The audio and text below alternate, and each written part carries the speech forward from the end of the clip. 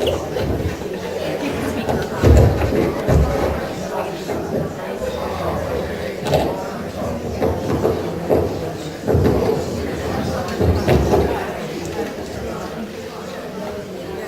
go.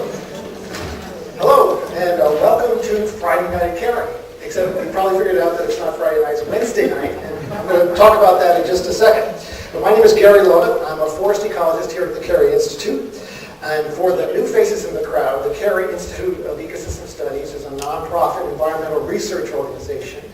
We have about 15 PhDs on the staff who are doing research in a variety of areas, including restoration of the Hudson River, the ecology of the forests around here, the ecology of cities, the ecology of Lyme disease risk in our forests. So a whole range of subjects are being studied here at the Institute.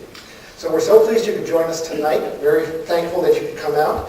And a big thank you especially to the Aldo Leopold Society members, because your support helps make these programs possible.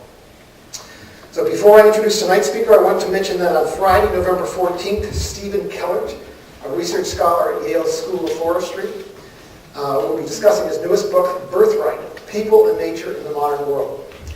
His lecture will explore how contact with nature shapes human well-being, including our capacity to think, create, and find the meaning in life. So that's Friday, November 14th. That's our next Friday Night at Caring. So why are we having Friday Night at Caring on a Wednesday night? So we were fortunate to have a gifted scientist and communicator in residence for a workshop today. We thought we would bring her in and share her with the community. Very few people can be considered a pioneer in the field, but Nalini Nadkarni is actually a pioneer in two fields of ecology. She got a PhD at the University of Washington. Ever since her graduate student days, she's been working in forest canopies.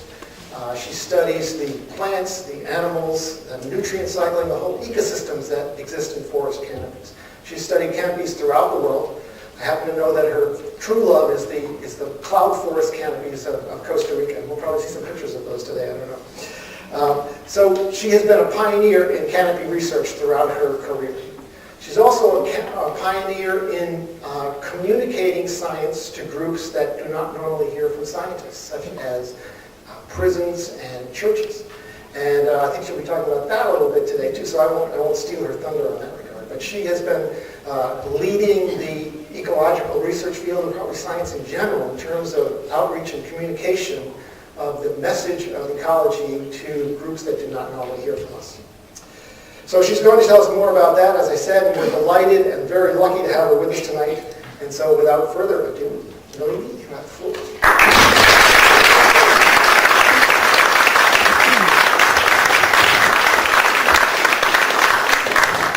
Thanks so much, Gary, and it's really great to be back here again. And our workshop today was really wonderful. We had the opportunity to work with researchers, forest ecologists, mostly from Hubbard Brook, which is this fantastic experimental forest up in New Hampshire. And we brought a number of, Sarah Garlick and various other people brought together a group of people who are science communicators and evaluators. And so we had this fantastic mix of people who were deeply, deeply interested in forests and also desirous of communicating about what they do, what they learn about those forests with different kinds of public audiences. So one of the things that we talked about was the importance of storytelling, the importance of sharing our own, as scientists, our own personal stories. And because of that, I decided I would start with a picture of myself as a little kid. I grew up in Bethesda, Maryland, in the same kinds of eastern deciduous forests that we have here that are just so beautiful this time of year and that represent so many different kinds of questions for researchers and for communicators.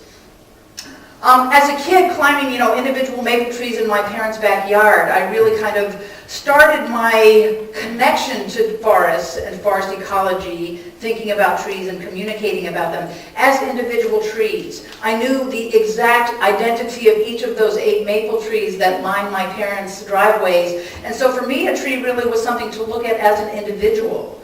And that was kind of the way I began approaching it. And as I began to develop a desire to become a forest ecologist, to understand the environment and the organisms that live in forest ecosystems, I sort of kept that model for myself, that I climbed individual trees and I tried to understand what the environment, how the environment interacted with them and the trees themselves and also the organisms that lived on these trees.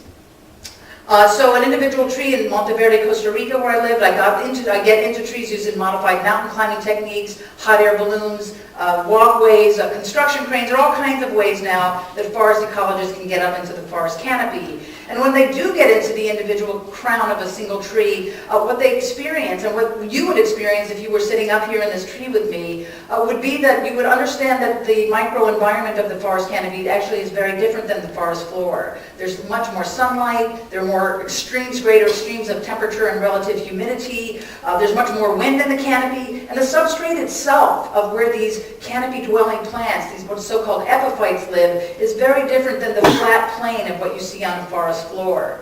And so for that reason, over the millennia that organisms have evolved, what we see when we go into the forest canopy is a tremendous diversity of organisms that we simply don't encounter on the forest floor. Birds, three-toed sloths, bromeliads, even snakes. I hate to say this, I'm not a snake person. So there are snakes in the canopy that have adapted to the environment and the substrate. You can see that yellow snake, that eyelash viper, adapted to actually sort of finding supports, even though they're very skinny, that allow it to stay in the arboreal environment.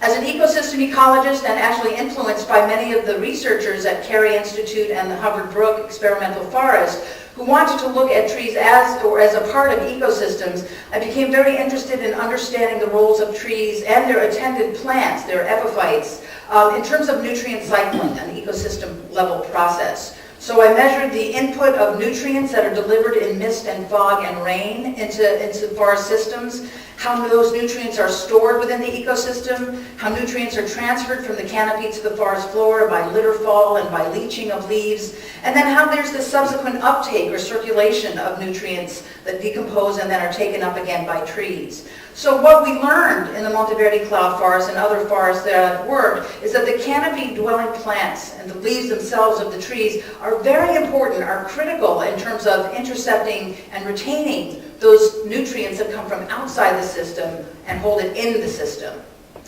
For instance, about 65% of the nitrogen that comes in by rainfall are actually held on, retained by the mosses that live on those branches and by the leaves that are capable of intercepting and holding on to nutrients.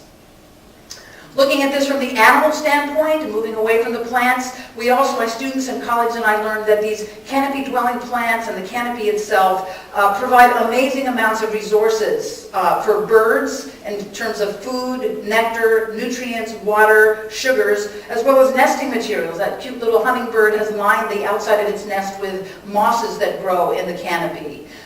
This is true not only in the tropics, but also in the Pacific Northwest, where I've carried out research. That's the marbled murrelet, which is this just amazing bird. It's a seabird, actually, but it flies 60 to 80 miles inland to lay its eggs on these bolsters of canopy-dwelling mosses. We didn't know about this nesting habit until about 7 or 8 years ago. So these birds then, these arboreal animals then actually require old-growth forests that provide the resources for food, for water, and for habitat.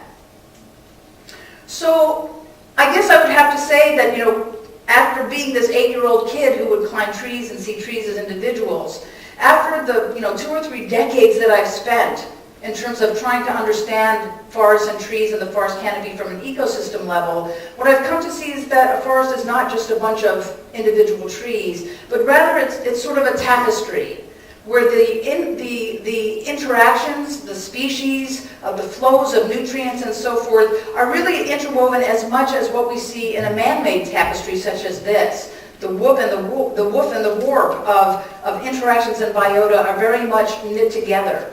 And what I have also learned in the last 20, 30 years of working in especially tropical rainforests is just as humans and forests create rainforests and create tapestries and create the tapestries of rainforests, so are humans capable of destroying those tapestries, of making great holes in the fabric of these amazing ecosystems.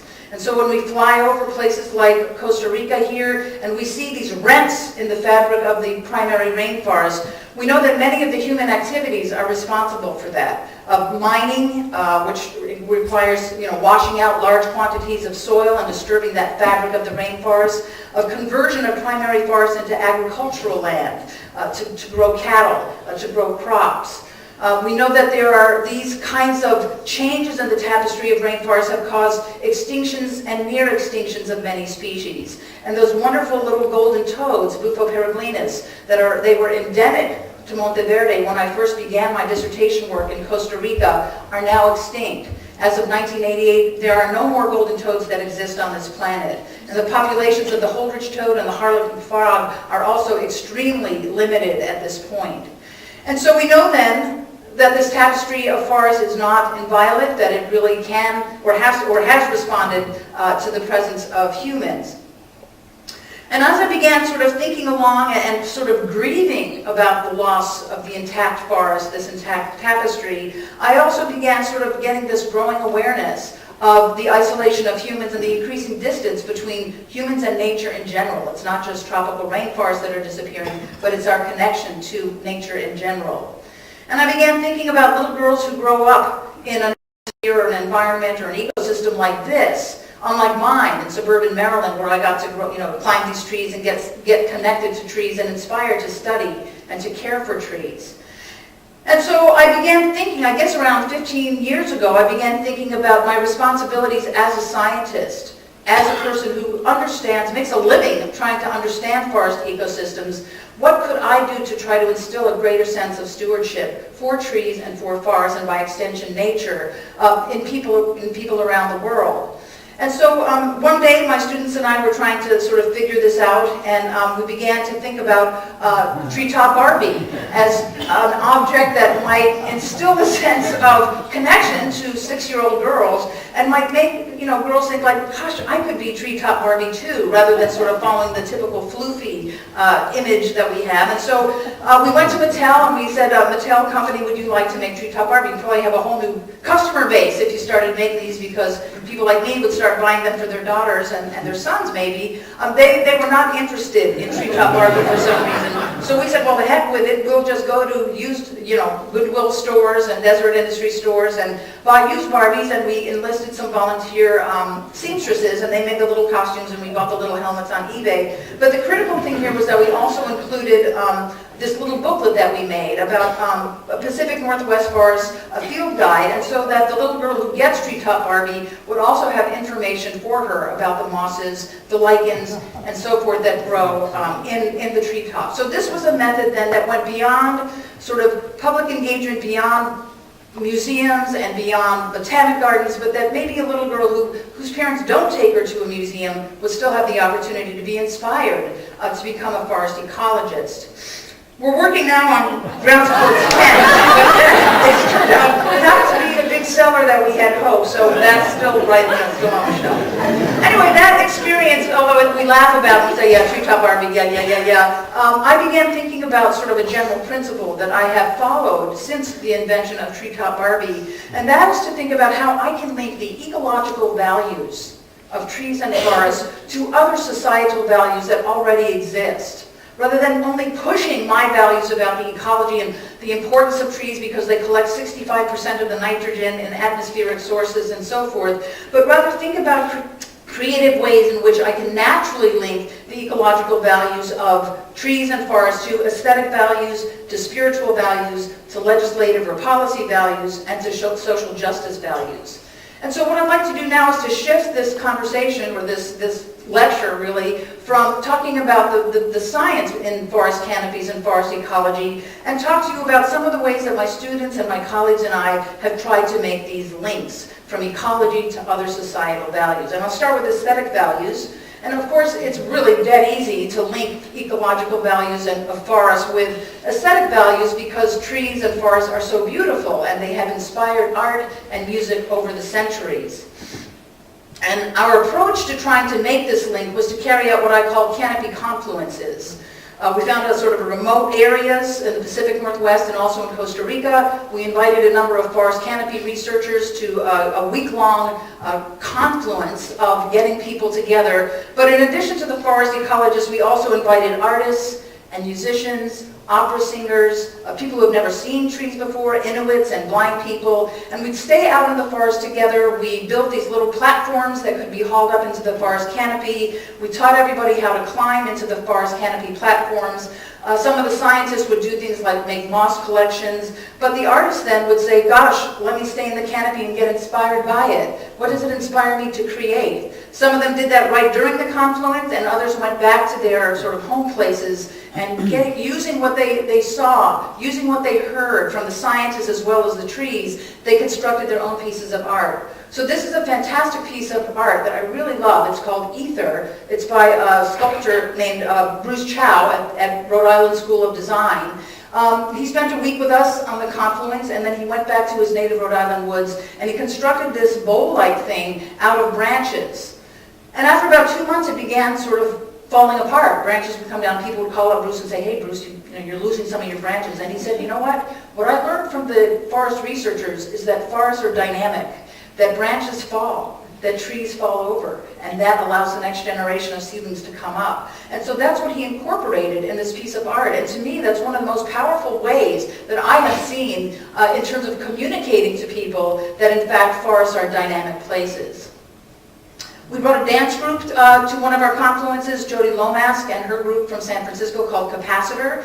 And she made a dance after she had been with us for a week in the canopy in Costa Rica. That's one of the dancers who by day 3, of course, they had taken off all their clothes and were dancing around in the forest. But they came back and they made this wonderful dance called Biome. And with the help of a Toyota grant, we were able to perform it in San Francisco and in Seattle. I started out the performance with a 10-minute talk about the science of the canopy, the science, the diversity, the functionality, and the fragility of cloud forests. And then Jody and her group performed this amazing, very aesthetic, very beautiful dance, very emotional dance. And then in the lobby, we had a number of conservation groups who set up tables and presented opportunities to the audience members to get involved with some local conservation groups. So this was like a kind of a 3-way hit in terms of education and science, in terms of aesthetic and arts and inspiration, and finally in terms of actually doing and implementing something that increased the stewardship of natural systems. We also brought musicians up into the canopy, and they were inspired by the canopy to create music. Wooden flutes, an oboist joined us, of someone who played the wooden guitar. And I also brought up one of my students who does rap music. His name is Duke Brady, and he was inspired to write a rap song, and I'll play you a little bit of it to get just a sense of what he was able to capture. Look up, expand your perspective. Don't click and don't so selective. Just another minute and I will leave you alone. Try walking a mile in a different biome. So of course, every kid loves this. When I go into high schools, this is what they remember, this is what they want. And I thought, maybe this is an opportunity to reach a public audience that has been very difficult for me to reach as a privileged, almost white person, to try to connect with people who haven't had the same privilege and may not have been exposed to trees and forests and how wonderful nature is. I hired a rap singer, a professional rap singer named Caution. He had the requisite cornrows and tattoos, and so he was really the real thing. And so we enlisted, working with the Department of Education, we rounded up 40 students during the summer for a week-long visit to our campus with the help of a grant from Gear Up, which is the Department of Education program, to help expose at-risk middle school youth to college experiences, because really by high school they think it's sort of too late. So I went out with Caution as a forest ecologist. I talked about the trees on our campus, but Caution was the one who really inspired them in terms of picking up a stick and making a rap song or a spoken word poetry piece right then. We then in the afternoons would come into the sound studios of the Evergreen State College where I taught. Caution helped give them beats, they got inspired, they made their own songs, and by the end of the week we were able to cut this CD that had their own rap songs about their own interactions, their own relationships, their own interactions and interpretations of the natural world that they had encountered. Another avenue for aesthetics that I'm getting very interested in is fashion. Now, as you can see by the way I am dressed, I am not a fashion person, and most ecologists are not. But what I have learned is that fashion is an incredibly important part of being a human being. We use clothes to express who we are. When I put on this schmata, I thought, well, this is the best thing I have for the talk. And so I chose to put this on instead of, a t-shirt or something that's been lying around in my closet. So I'm expressing to you that this talk is very important to me because I've gotten as dressed up as I can possibly get. But that is really sort of a miniature of what the world of fashion is, in which we use fashion, we collectively use fashion as a way to express not only beauty, but who we want to identify ourselves as to ourselves and also to the world. And I thought, wow, maybe we could somehow link ecology and forest ecosystems to fashion, that people could wear fashion. And I began looking around, and of course, we have a case of that is camouflage clothing, that really has been kind of co-opted by hunters and by the military. And when you really start looking at, Cabela's shirts and pants, you realize that they are not botanically correct. And it starts driving you crazy because you start seeing like the maple leaf with the oak branch and you go like, no, that's impossible. So I said, let's do this right. So my first attempt was making a moss cape. I collected mosses, I sewed them onto a cape background. The trouble is it both shed, it was you couldn't really wear it inside, but also grew, it got heavier and heavier over time. And I realized that this was not going to be the right fashion line. So what I have now been exploring is to use images of beautiful trees, or beautiful plants, or animals of any kind, print them on the fabric, on fabric itself, and then create clothing that actually has a botanically correct image. This is Piper Oretum, which is a plant that grows in the rainforest canopy. It's related to Piper nigrum, which is the black pepper that you put on your scrambled eggs in the morning. And it's kind of an endangered plant. It's not listed, but it's in a habitat that is the most endangered in our world. And so when I wear this jacket, and I'm in Starbucks sitting, waiting in line, and someone says, wow, nice jacket, then what I can tell them is, well, this is Piper Oretum, and it lives in Monteverde, Costa Rica. It's related to the black pepper that you put on your scrambled eggs, and it's actually endangered. So we have these hang tags that go along with the jacket, and so that then allows the person who wears this piece of clothing then to be the vector, the educational vector of the information about nature, about forests, about Piper Oretum, amongst the population where they go. So those are some ways then in which we've made ecological values link very nicely and fairly easily and naturally with aesthetic values. Let's talk about spiritual values. We discussed that a little bit in our workshop today.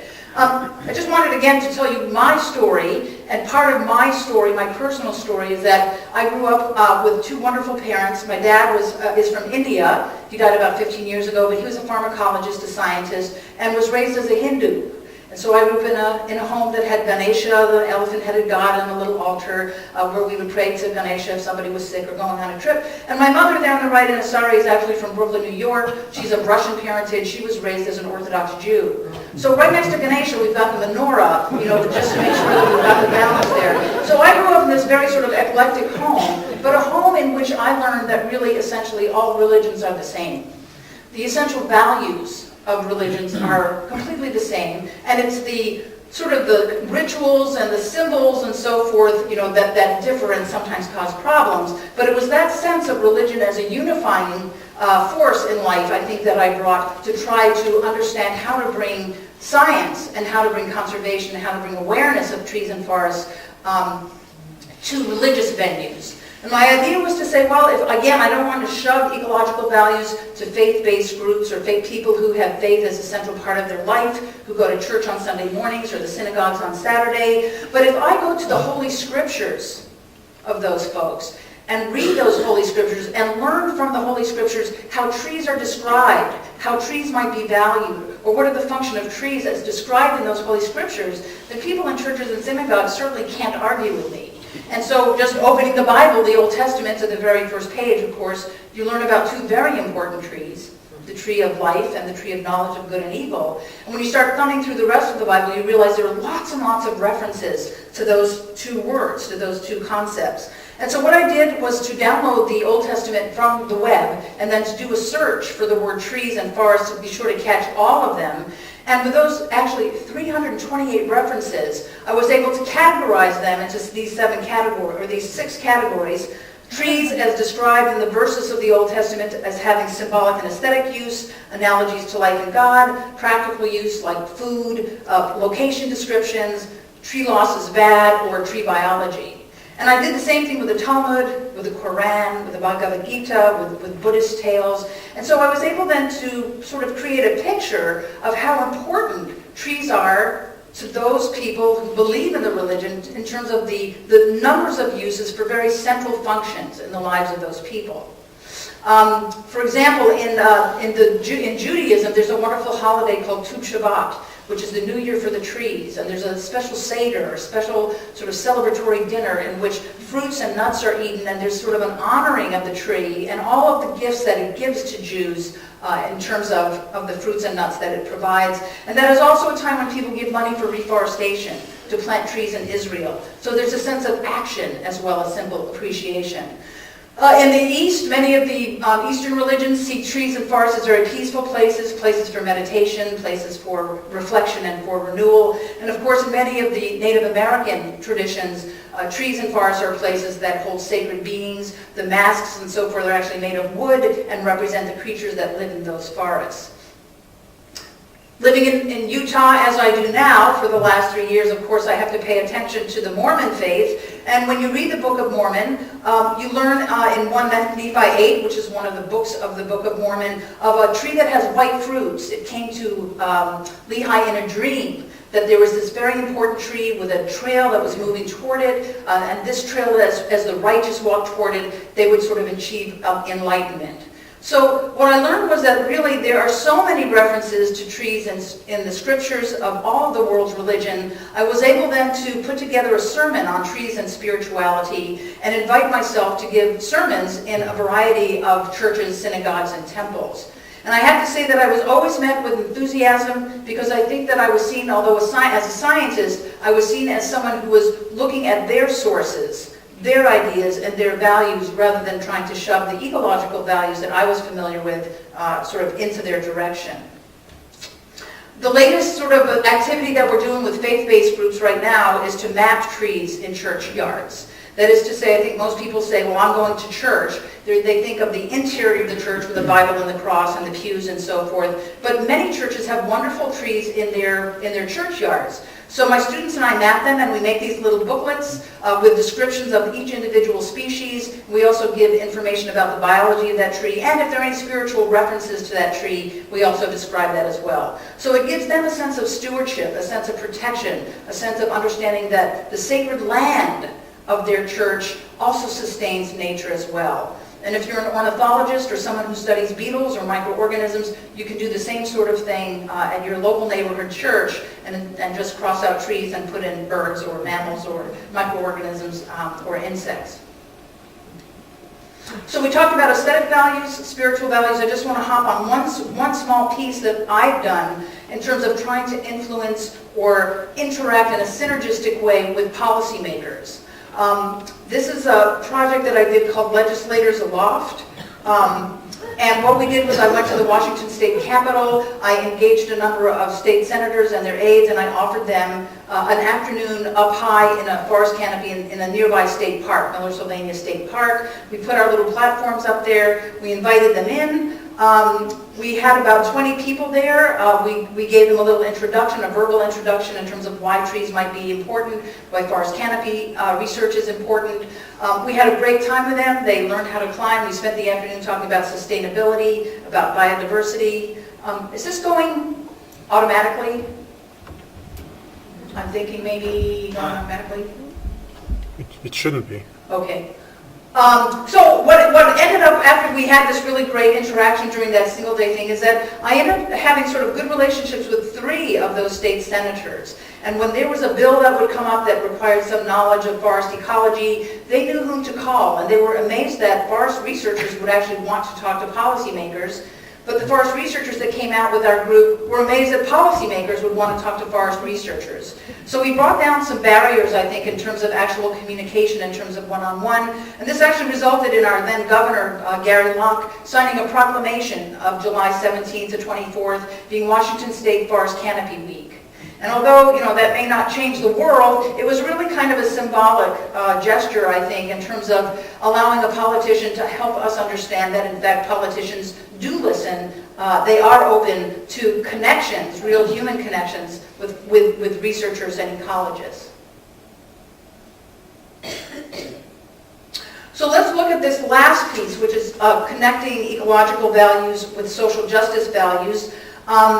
This interaction that I began and I'm still continuing started about 10 years ago, actually came from an ecological problem that I was really trying to solve, and that involved the mosses that live on the branches and trunks of temperate rainforests. And this is a picture of these wonderful big leaf maple trees and other conifer trees that exist in the Olympic Peninsula of Washington State. And you can just see every centimeter squared of the branches and the trunks are just covered with these luxurious, diverse, important canopy mosses that, as in the tropical rainforest that I described, are very important in terms of intercepting and retaining nutrients and providing bird habitat, or habitat for birds and arboreal mammals. Well, there's a practice in the Pacific Northwest, which is moss harvesting, the harvesting of what is called secondary forest products. And so people go out into the forest, like these big leaf maple trees, and they simply pull off pounds and pounds and pounds of these very important canopy mosses. And they sell them then to middlemen who then sell them for the horticulture trade. So when you go into a florist shop and you buy a pot of plants, you'll see this moss, which holds water very nicely and is aesthetically beautiful. In fact, right here in this pot are mosses that have been harvested from the Pacific Northwest. I looked at the mosses here before the seminar started, and in fact, this comes from that. There's no alternative at this point. There's no sustainably grown mosses. And what we learned from some research is that these mosses grow back very, very slowly, on the order of 2 to 3 decades. So this is not a sustainable practice. And in fact, the National Park Service and the the U.S. Forest Service has banned any permitting of the collection of mosses because they know that this is not sustainable. So I began thinking, well, how can I learn how to grow or farm mosses for the horticulture trade in a way that will cause less damage or put less pressure on collecting wild-grown mosses out in the primary temperate rainforest? And I really wanted to do this. I have knowledge about mosses, but I didn't have students at that time to help me with it, and I didn't have greenhouse space. And I thought, well, we could maybe do public engagement at the same time we learn how to grow mosses. So I thought maybe prisoners would be just super duper partners in terms of learning how to grow mosses, because they do have a lot of time on their hands, they have space, and mosses, you don't need sharp instruments to grow them. So I started approaching a number of state prisons in the area. I ended up finding a wonderful state prison, Cedar Creek Correction Center, minimum security prison, 400-bed minimum security for men. And I approached the superintendent and I said, do you think that I could engage your prisoners in learning how to grow mosses? And although I got 2 or 3, like, what are you talking about, from other state prisons, this guy, Dan Pacholke, was very open to that. He thought, well, maybe it'll keep the guys busy. Can't hurt. And so my students and I came in and we taught the men how to identify 4 species of mosses. They set up racks using recycled wood.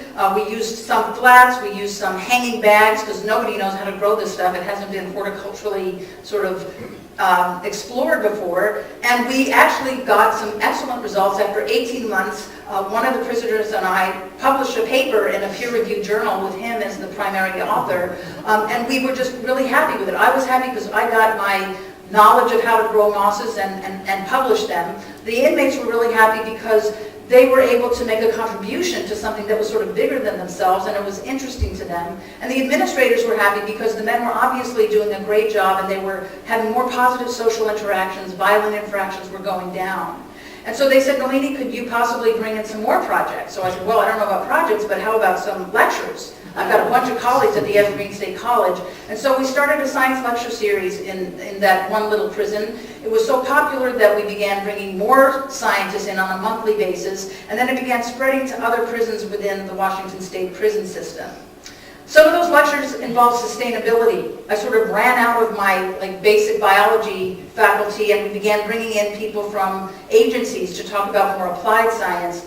And as these lecturers would come in and talk about sustainable gardening, for example, or beekeeping, or recycling, the superintendent said, we could do that here. And so they ripped out the lawn, and they installed these gardens, and they turned out to be feeding bringing food to the prison table.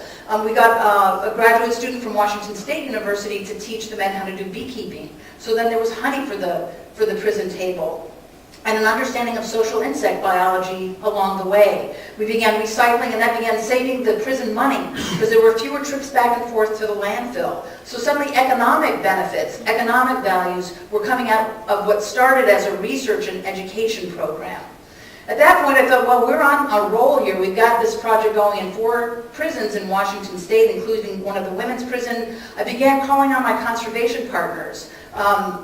And we began having the men, we trained them how to captively rear an endangered frog, the Oregon spotted frog there on the bottom. The Nature Conservancy partnered with us to start growing 17 species of endangered prairie plants. The prisoners now grow 300,000 plugs of prairie plants that are used for restoration purposes in the last few remaining prairie areas of Washington State. And in the women's prison, they're growing the Taylor checker spot butterfly, another endangered species that is also an inhabitant of these endangered prairie areas. So over the last 8 years, this, what we call now the Sustainability in Prisons Project, has really increased in terms of the partners that are now accumulating and participating in these education and conservation and sustainability projects. And some of these are academic partners, some of them are conservation partners, and increasing numbers are sort of agency and conservation groups that are participating in this work. As you might imagine, this has produced a lot of really positive media for all of the partners involved, especially the prisons, because nobody expects like really positive things coming out of prisons. And so we have had publications from Science to Playboy magazine in terms of people being sort of surprised and impressed with what prisoners are capable of doing in terms of contributing not only to learning science, but also contributing to conservation efforts. Well, that has been all very wonderful, but at the same time, as we began progressing through the Sustainability in Prisons project, I recognized that we were not connecting with significant parts of the prison population. We were mainly working with minimum security prisoners or those who were about to be released, because those are the ones for which security has the least security problems.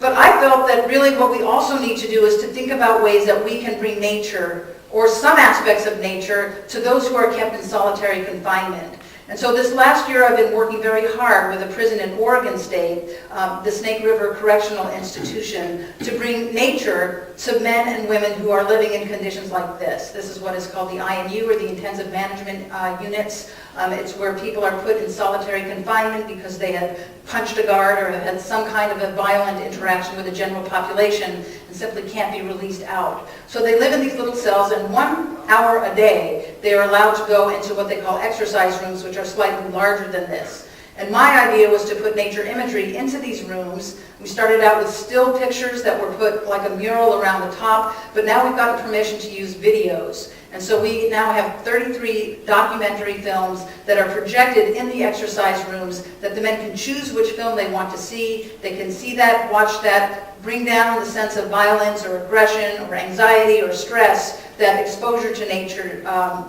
seems to do. So we're now working with eco-psychologists and evaluators to find out exactly what the impact is on behavior and attitudes of these most violent prisoners in incarcerated situations. And we'll probably have the results of our first, what we call data blitz, in another couple of months. And we'll be able to see whether this really is a low-cost, effective way of exposing men who have the least exposure to nature, at least nature imagery. So I think what I and my colleagues have found in working with this most extreme case of human beings who do not have access to science education, they can't just up and go to a science museum, who do not have access to nature itself, that this exposure, this mutual sort of interaction between scientists and conservationists with these prisoners has been all over very positive. And one of the major conclusions that we have come up with is that one of the most powerful things that has happened, which was somewhat unexpected, is that the motivation for these prisoners to do a great job in terms of rearing frogs, or taking care with these delicate butterflies, or the meticulous work that comes with planting these tiny prairie seeds, is that they have a sense of contribution, that they are in fact helping the earth. They're helping a species not go extinct. And that turns out to be a powerful motivator for them as it is for us. And so I guess what I would like to say is that, and sort of in conclusion, is having taken a journey of seeing a tree as the primary unit that I was caring about as a kid, and shifting that focus to realize that a tree is not just a tree, but it is its environment and its interactions with other organisms, other trees, birds, and so forth. I have increased the way that I sort of see the connections between trees and their interactions. And in the work that I've done in terms of working with different groups of humans, I've seen that there can be equally tapestry-like connections between scientists and artists, faith-based groups, policymakers, legislators, prisoners, and conservationists. And I think that these interactions, when you start getting them going, can go in multiple directions. And that there's two-way interactions, there's synergisms that you can see. And so I actually, in looking at this, I feel like maybe, there's another next step to my concept of how all of this works together. There's a sense of these separate groups are in some ways nodes of knowledge. They are fixed. Academic scientists have a way of thinking, a way of knowing, a way of communicating. Well, policymakers have a way of understanding, a way of knowing, and a way of communicating. And those institutions that hold them are not going to change. And that's really depressing when you want to try to affect change in this world. But my model now is not so much that we're fixed with this sort of two-dimensional tapestry, but rather I think that we should aspire to this. I don't know if you remember this little toy, it's called a squish toy, and it's actually based on a Buckminster Fuller idea called tensegrity, which is a combination of tension and integrity. And the idea is that you can make a structure like this that has fixed nodes that will not move, but if you have these cables or tendons that are under tension, you can compress it, you can make the elements come together if you apply a force to it, and then you can allow it to revert to its former state. And so I think that is maybe the way I am beginning to think about these larger systems of forests and humans together. That there might be some forces like that would squish this squish together and then allow it to rebend. And while it's squished together, that's when you have the opportunity for exchange. That's the moment when the scientist takes the pulpit. That's the moment when the prisoner watches the tadpole turn into the frog. That's the moment when the legislator makes his way up to the platform and goes, "Oh my gosh." And so I think that there are certain forces, both in policy and in science, that can make the squish come together and allow exchange amongst the nodes. So for example, I'll just give you one example in policy. In Costa Rica in 1996, a law was passed that allowed for payment for ecosystem services. And that payment for ecosystem services, that is to pay farmers, to pay landowners not to cut trees down, actually turned around the way deforestation was happening in that country. So instead of in 1980, we had the highest rates of deforestation in the world were Costa Rica. Now that has changed, mainly because of this policy of payment for ecosystem services, which was created in a moment when environmentalists, ecotourism, business people, and policymakers sat down together to squish the squish, to have conversations, to have discussions, to let that policy emerge. I think another very important policy that's going on right now, from the standpoint of science, is the need for what NSF, National Science Foundation, calls the broader impacts requirement.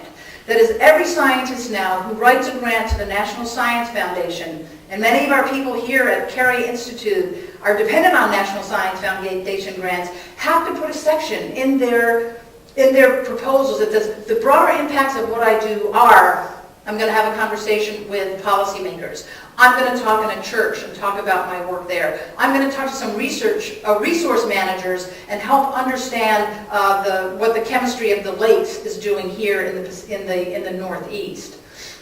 So that need for broader impacts, I think, is another of these forces that's allowing our dynamic system for the nodes to come together and for exchange, meaningful and consequential exchange, to take place. And I find that very hopeful. And I think that those moments of coming together between science, and policymakers, between science and resource managers, between scientists and the public, are something that some of the scientists right here at the Carey Institute are doing. They're not doing it with long years of training. They haven't been trained in evaluation or in policy making or even in science communication. But they see that this is something important for themselves, for the Earth, and for their students in the future in terms of how scientists are squishing together the nodes of those sort of immutable, seemingly immutable modes of academia with some of the other modes or nodes of, that are existing in society right now. So I'd like to end with a kind of maybe a philosophical note. I think this is a time that is difficult for all of us because of the sort of two-headed way that we have to look at the Earth right now. And the two-headed way that we have to make decisions about our behavior. And I think this is especially true for young people. And I know there's some students here from Millbrook School, and I think they're probably looking to their faculty members and to scientists and to other people who have authority in society to ask, what should I be doing? I have a 22-year-old daughter and a 25-year-old son who have asked me, I don't know, what am I supposed to do? I'm caught between despair about the state of the world and hope for some of the really great things that are going on in the world. I'm caught, and I think a scientist might say, I'm caught between the hubris that I have the answers, I have knowledge, I have ways of knowing that are powerful, with the humility that we have to come when we start making decisions about managing our Earth. And I think there's a very strong sense of, well, I'm not accepting anything at all about what's going on in the world in terms of the environment. I'm revolting against it, versus understanding that we might have to accept this if we are indeed 7 billion people here on Earth. Those bifurcations, those two faces of Janus, I think, are what is confusing to all of us. And I think we have to allow ourselves some compassion in terms of coming to grips with these very difficult decisions that we're making. I don't have the answers, neither as a scientist, nor as a science communicator, nor as a mother or just a citizen. But I feel that this is a time when conversations and discussions, such as what we had here at the Carey Institute today, that to me designate that there is hope that scientists in other realms of society will indeed be squishing together. And so finally, I think that I hope tonight, with this little discussion that I've been putting out, that we can together see that a forest is not really just a single tree, it's not a static tapestry, but that it is a dynamic system with nodes that hold knowledge and ways of knowing. Those nodes are academics, they're resource users, resource managers, faith-based communities, arts communities, policymakers, and even prisoners. And each of those represent a group of people, a group of ways of knowing, a group of potential for exchange, that hopefully we can see these systems as being flexible enough to squish together in mutual and synergistic ways. Thank you.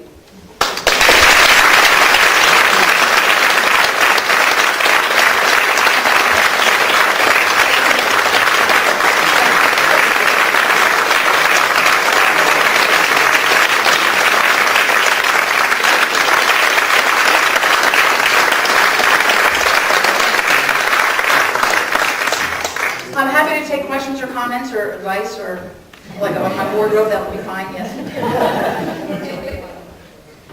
have a question? Have you seen any applications to these initiatives that you've done in the Northwest, in Costa Rica, with people and institutions there? You mean like the prison project and faith-based groups or...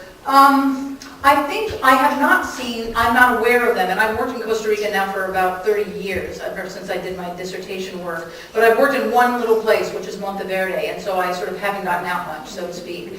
But I think that because there's been so much attention to Costa Rica and its beautiful, diverse natural resources, and because ecotourism has become the #1 economic driver in that country, a switch from cattle ranching just 20 years ago. I think there's a tremendous attention and desire for people to know about nature, natural history, ecology, and so forth. There's, I think, a general knowledge, a much higher general knowledge than maybe what you would expect in terms of people knowing the connections between forest and water availability and so forth, or watershed protection. So I think most of the sort of knowledge transfer has come through more typical traditional means. People going to national parks, natural history guides getting training, kids in schools being bused to national parks and so forth. So I think it's more through the more traditional channels of formal and informal science education that Costa Rica has done itself. And I think I have to hand it to Costa Rica. It's a tropical country, but part of that education piece is a function of its history. That is, in 1948, Costa Rica declared that it would not have an army. And so all the money that would have gone into the army, and which other Central and South American countries and the United States put into its military, went into education. So it has a very high literacy rate. It's like 95% literacy. And so when you get a population that is literate, that understands that information can be conveyed very easily, you have a population that can respond to the input of information about, you know what, if we leave those hillsides with the forest on it, we're going to be able to get better results downhill for the coffee plantations that are there. So these like quirky, funny, sort of out there public engagement programs I've not seen in Costa Rica, but could certainly work there. I see no reason why not. So you started talking about suburban yards. We do a lot of work in suburban yards. Yeah. We are convinced that vast majority of human environment interactions occur in suburban yards. And it seems to have had a positive effect on you. Now you run one of these, an education center. So is the conclusion that we can develop an environmental ethic and some environmental knowledge by focusing on suburban yards, or do we need to drag people out to the rainforests? So this is very relevant to what a lot of we've been thinking about here, because your experience is the same as many of us. We grew up playing in trees or in creeks in suburban yards, and we developed an environmental ethic.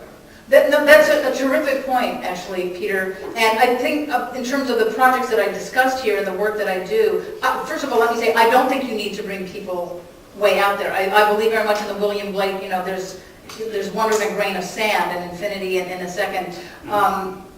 But so the one, and I think that idea that you can, if you focus someone's attention on the wonder of a single tree that grows in a seemingly sterile suburban yard, you have a world right there that you can start exploring.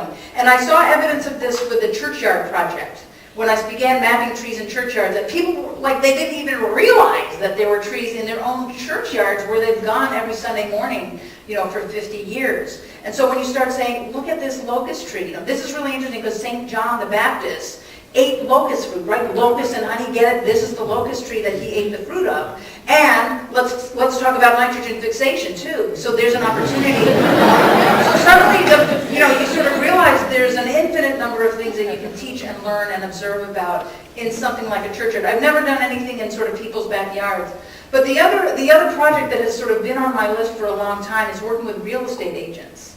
Because very often when people want to buy or sell their homes, or especially buy a home, they're very interested in everything. And real estate agents are very hungry for information about the trees growing in that yard, how old is that tree, what kind of fruits, and so forth, what's the seasonality, are the roots going to go into my septic tank, are they going to, will these branches fall down? So there's great interest in home trees. And then real estate agents could sort of be the vectors for that information because they're the ones who sort of meet these people who come through. So there's a whole world of ways that we can use the urban environment for disseminating. Another project I'm about to pop is called Labs and Cabs, and it's about using taxi drivers, again, as vectors for education. So when someone gets picked up at the Salt Lake City Airport, they've got 30 minutes to drive into the city. And they pass amazing geological structures in Salt Lake City. You see old Lake Bonneville and look at the hills there and look at the city tree and what's going on in terms of the heat island.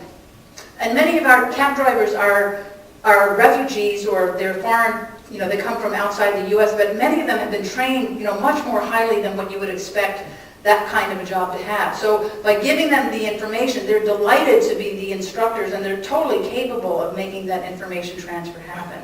So it's a matter of sort of, I think, as you said, Peter, recognizing that we have nature here in our cities, in our backyards, in our churchyards, and so forth, and that we don't necessarily have to go out there to feel a connection to nature.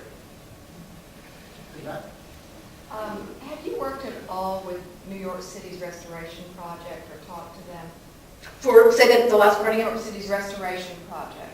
No, I have not. It's very akin to many of your points in terms of social justice and almost urban prisoners going into the most desolate parts of New York City, finding old maps, seeing where the green areas are, Yeah. and restoring parks that have completely disappeared, or going in and shoring up, Right. largely with trees, these areas, and they found that incidents of asthma were very, very high Wow. in these areas, and the asthma incidence has dropped dramatically. Also, just violence versus Right. engagement with nature. I'm sure that Amy Freitag would love to talk. Okay, great. These are the same stories. These are the same story with a slightly different characters, whether it's a prison or an urban blighted center or a suburban yard. That, you know, they're stories that really, I think, ecologists only recently have understood could be told. Because when I was starting out, and I bet you Gary and you too, Peter, and Kathleen Weathers, and most of us who are sort of the older generation, when we started out in ecology, our goal was to find the most pristine forest, the most pristine place to do our research. And if there was evidence that humans had somehow affected it, it was like, oh my God, what a terrible thing. Now you go to the Ecological Society of America meetings, and the symposia are all about human affected this, and you know, you sort of can't find anybody who's focusing on primary forests. And the answer really is, I mean, the sad story in some ways is that there really is no pristine place, that every part of our earth is affected somehow by human activities. And so I think what people like Stuart Pickett, who's here, who's been working with Baltimore ecosystem, so to speak, I think that those kinds of pioneers began seeing that, oh my gosh, why are we ignoring these human-affected ecosystems when really this is what we need to pay attention to? But I think that most people who went into ecology, who like me, love nothing more than going to the wildest, quietest, least affected place. That's where I want to be. And that's why we chose to study, Monteverde, Costa Rica, or the Olympic Peninsula. But I think that's one of these forces that I showed in that squish picture, with the yellow arrow. I think that sort of understanding and appreciation of urban systems and human-affected systems as interesting and important places to understand ecology has been a major shift that has driven exactly those kinds of And I projects. think the squish also shows that a two-way Right. thing has opened up. We have been thinking for a long time of going into these places and saving forest areas. Now we can think of forest areas as saving us by getting them going in places where they've suffered or become extinct, and having to save people. We can save them and they can save us. That's great. That's a nice thought. Yeah, I was really struck by when you said that you were supporting meaningful and consequential conversations, and also knowing NSF, the National Science Foundation, knowing that what consequential means, is really a big question. And so I wondered if you could talk a little bit about the unit of change and scale, because it's so powerful. And I wonder if you thought about leveraging networks of organizations. I don't know if there's a tax association of America, but you know what I mean. So it's just for your Yes, that's a really great question. I feel like I'm at the beginning of that journey. I'm beyond. I'm not quite at the very beginning. About 10 years ago, I was at the beginning, just starting out with a Barbie, and then, or a piece of clothing, or a church. And it was more like just exploring, could I even do this? Could a scientist even do this? Now I'm at a slightly larger level in that now what I'm doing is grabbing other scientists and saying, you can do this too. You can come to the prison. I'll set you up. You don't have to deal with IRBs and MOUs and all the stuff that I had to deal with to get into the prison. Next month, it's you on board there in cell block 5B, and they're cool with that. And I see, wow, there are all these, scientists that have gone in. So scaling up allows me. That kind of scaling up was allowing other scientists to follow the trail of what I what I sort of set up. And that's been very satisfying, and I want to see that happen. By the way, we had a NSF-supported conference last year to bring the Sustainability Prison Project to other states. So we had representatives from prisons and universities and conservationists who came to Utah and Washington State, and we taught them sort of how they might do it in their states. So that kind of scaling up is definitely possible. But the other kind of scaling up I think that you're talking about is actually sort of invading or riding the existing networks of those community groups. So for example, when I talk in a church, I say, hey, do you guys have a newsletter I could publish my sermon in? And very often they do. So I use their mailing list. I just give them the article, and they then perpetuate what I talked about in terms of trees and spirituality through their networks. In terms of going back to the prison project, we've given talks at the American Correctional Association, where we were talking to hundreds and hundreds of correctional staff members about the Sustainability in Prison Project. That was all advertised by the ACA. It wasn't me who had to do that. So I leapfrogged onto the existing network of that community group. And there's real power in that. Because not only is it like you don't have to do the mailing list, but it also means there's credibility because it's coming from that group of people. And so if an ACA participant hears it at ACA, that's really different than if I drag him to the Carey Institute and say, hey, how about listening to something that I'm going to talk about in this other sort of node? And so it's sort of part of the squish, but it's actually, one node like riding over to another node and using the existing network of communication and credibility that that node has. And I guess that's what I'm working towards doing. At the same time, I'm trying to increase the reach of the number of scientists who can jump on board to this way of thinking, this approach of scientific public engagement. And I wish I had more sort of resources to do that, but I just have to, be content, accept that acceptance thing of how slowly I'm working in terms of getting these kinds of things done. But that's one more thing, and that's one thing that was so exciting about the workshop today was here's Sarah Garlick, who has independently, it wasn't me who started this wonderful network of trying to get scientists with enough information that they could do their own broader impacts, but I was able to connect with it and offer what I had, but everybody else was doing the same thing. So I think this is part of the hope that I'm talking about. I think there's more and more of this kind of activity, as you mentioned, lots of people doing this kind of work in a lot of places. And I think that it will, if not coalesce into one giant thing, I don't think it has to, at least there will be more and more connections, more networks that will make it easier for all of us. That's a great place to start. Okay. Thank you very much, Nalini, for a fascinating, inspiring talk.